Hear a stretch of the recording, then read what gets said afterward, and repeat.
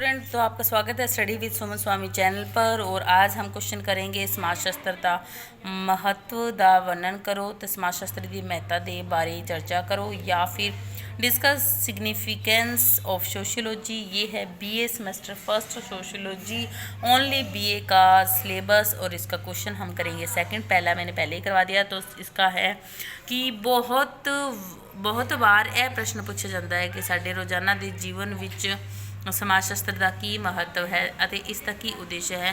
कई विचारकों का कहना है कि समाज शास्त्र जीवन की सच्चाई नाल संबंधित है अते इसका उद्देश्य की है। कई विचारकों का कहना है सच्चाई नाल संबंधित नहीं है, इसलिए इसका कोई बहुत ज़्यादा महत्व नहीं है। ऐसा कई विचारक बोलते हैं बट परंतु यह विचार तो ठीक नहीं है भी इसका कोई महत्व नहीं है। अजकल के आधुनिक समाज विच इसकी बहुत महत्ता है क्योंकि यह बहुत उपयोगी सिद्ध हो रहा है। इसलिए इसका मतलब हेठ लिखा अनुसार है। समाज शास्त्र सारे समाज का अध्ययन है। मतलब कहने का है कि इसके अंदर आप चाहे कोई पॉलिटिकल पार्टी हो, चाहे आप पूरा समाज है हमारा, उसमें जो भी चीज़ें आती है, संस्थाएं हैं, सभी का अध्ययन है। तो ये कह रहा है समाज शास्त्र सारे समाज का अध्ययन करता है।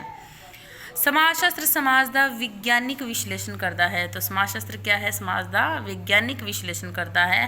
कहने का मतलब है चाहे समाज शास्त्र के आने तो पहला ही समाजिक घटनावां का अध्ययन किया जाता सी, पर यह अध्ययन दार्शनिक होंदा सी, विज्ञानिक नहीं। मतलब दार्शनिक आधार पर करा जाता था, इसको सामाजिक आधार पर नहीं किया जाता था।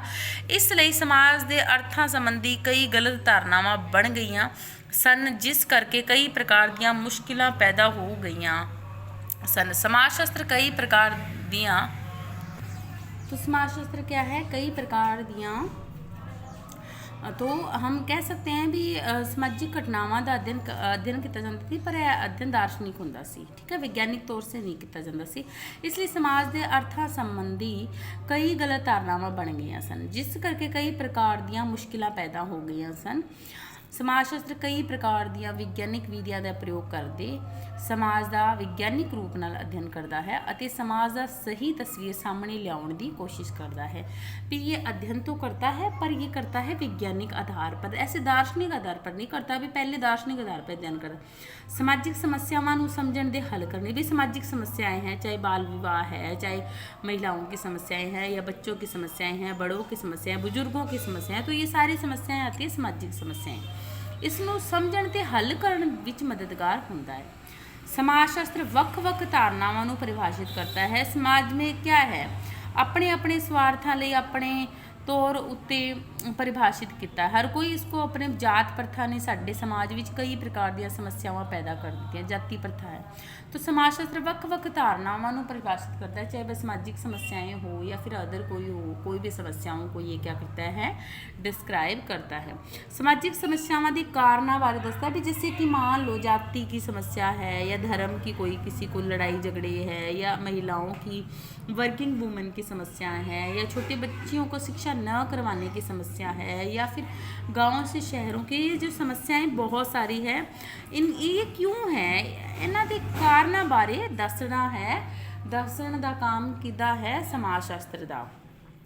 मनुख की सर्व उच्चता ते योग्यता नूं स्पष्ट करना। साडे समाज विच कई प्रकार के सिद्धांत प्रचलित हैं जिहड़े मनुख के समाज के संबंधां बारे दसदे ਹਨ। समाजिक समझौते के सिद्धांत ਨੂੰ मनुख ਨੂੰ ज़्यादा तो समाज ਨੂੰ घट महत्व दिता है। तो समाजिक समझौते का सिद्धांत जिहड़ा है हॉबाउस का, उसने क्या किया कि मनुख ਨੂੰ ज़्यादा ते समाज ਨੂੰ घट महत्व दे। मनुष्य ही सर्वोपरि है और मनुष्य ही इम्पोर्टेंट है, और समाज को इन्होंने क्या किया है? कम महत्व दिया है। सावयवी दे समूह दिमागी सिद्धांत समाजिक जीवन विच मनुख की भूमिका की उलंघना करता है। इत्थे आके समाज शास्त्र मनुख के समाज के संबंधों को सही दृष्टिकोण प्रदान करता है। यह समाज विच मनुख के महत्व को स्पष्ट करता है। समाज शास्त्र के ज्ञान के कारण मनुख होर व्यक्तियों नाल रहना सीखता है। तो समाज शास्त्र ही स्पष्ट करता है कि सहयोग, आत्मनिर्भरता अते किरत वंड मतलब कामों का डिवाइडेशन वर्गे सामाजिक संबंध समाज लिए किन्ने जरूरी हैं। तो मनुख ਦੀ ਸਰਵ ਉੱਚਤਾ ਤੇ ਯੋਗਤਾ ਨੂੰ ਸਪਸ਼ਟ ਕਰਨ ਦਾ ਕਾਰਜ ਕੌਣ ਕਰਦਾ ਹੈ? ਕੰਮ ਕੌਣ ਕਰਦਾ ਹੈ? ਸਮਾਜ ਸ਼ਾਸਤਰ। ਐਂਡ ਲਾਸਟ ਪੁਆਇੰਟ ਹੈ ਮਨੁੱਖੀ ਸੰਸਕ੍ਰਿਤੀ ਨੂੰ ਉન્નਤ ਕਰਨਾ। ਤਾਂ ਸਮਾਜ ਸ਼ਾਸਤਰ ਸਾਨੂੰ ਸਹੀ ਤਰੀਕੇ ਨਾਲ ਸੰਸਕ੍ਰਿਤੀ ਨੂੰ ਸਮਝਣ ਵਿੱਚ ਮਦਦ ਕਰਦਾ ਹੈ। ਅੱਜ ਕੱਲ੍ਹ ਇੱਕ ਸੰਸਕ੍ਰਿਤੀ ਦੇ ਲੋਕ ਦੂਜੀ ਸੰਸਕ੍ਰਿਤੀ ਦੇ ਲੱਛਣਾਂ ਨੂੰ ਅਪਣਾ ਰਹੇ ਹਨ ਅਤੇ ਅਸੀਂ ਬੇਝਿਜਕ ਹੋ ਕੇ ਸੰਸਕ੍ਰਿਤੀ ਨਾਲ ਅਨੁਕੂਲਨ ਤੇ ਉਸਦੇ ਲੱਛਣਾਂ ਨੂੰ ਅਪਣਾ ਰਹੇ ਹਾਂ। ਲੋਕਾਂ ਦੇ ਦ੍ਰਿਸ਼ਟੀਕੋਣ ਨੂੰ ਬਦਲਣ ਵਿੱਚ ਸਮਾਜ ਵਿਗਿਆਨ ਨੇ ਕਾਫੀ ਮਹੱਤਵਪੂਰਨ ਭੂਮਿਕਾ ਅਦਾ ਕੀਤੀ ਹੈ। ਇਸ ਸੰਸਕ੍ਰਿਤਿਕ ਲੈਣ ਦੇਣ ਕਰਕੇ ਹੀ ਮਨੁੱਖੀ ਸੰਸਕ੍ਰਿਤੀ ਉੱਨਤ ਤੇ ਮਜ਼ਬੂਤ ਹੋਈ ਹੈ ਅਤੇ ਸਮਾਜਿਕ ਉੱਨਤੀ ਵੀ ਹੋਈ ਹੈ। ਇਸ ਤਰ੍ਹਾਂ ਸੰਖੇਪ ਵਿੱਚ ਅਸੀਂ ਕਹਿ ਸਕਦੇ ਹਾਂ ਕਿ ਸਮਾਜ ਸ਼ਾਸਤਰ ਨੇ ਸਮਾਜ ਨੂੰ ਵਿਗਿਆਨਿਕ ਗਿਆਨ ਦੇਣ ਵਿੱਚ ਮਹੱਤਵਪੂਰਨ ਭੂਮਿਕਾ ਅਦਾ ਕੀਤੀ ਹੈ। ਇਸ ਦੇ ਸਮਾਜਿਕ ਸਮੱਸਿਆਵਾਂ ਨੂੰ ਸੁਲਝਾਉਣ ਅਤੇ ਸਮਾਜਿਕ ਯੋਜਨਾਵਾਂ ਨੂੰ ਬਣਾਉਣ ਵਿੱਚ ਮਦਦ ਕੀਤੀ ਹੈ।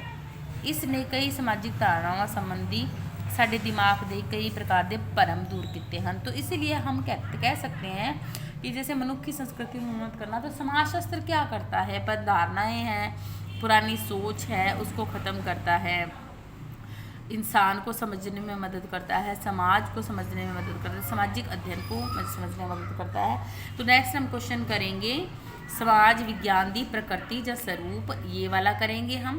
तो आप इस क्वेश्चन को अच्छे से रीड कर लीजिएगा, अपनी ये वाली गाइड ले लीजिएगा। ये बीए फर्स्ट ईयर सोशियोलॉजी यानी कि बीए फर्स्ट सेमेस्टर का ये मैंने क्वेश्चन करवाया है और वीडियो को पूरा देखिएगा। समझ में आए या ना आए, जैसे भी आपको लगे आप कमेंट में ज़रूर बताइएगा। मिलते हैं कल नई वीडियो के साथ, तब तक के लिए जय हिंद जय भारत।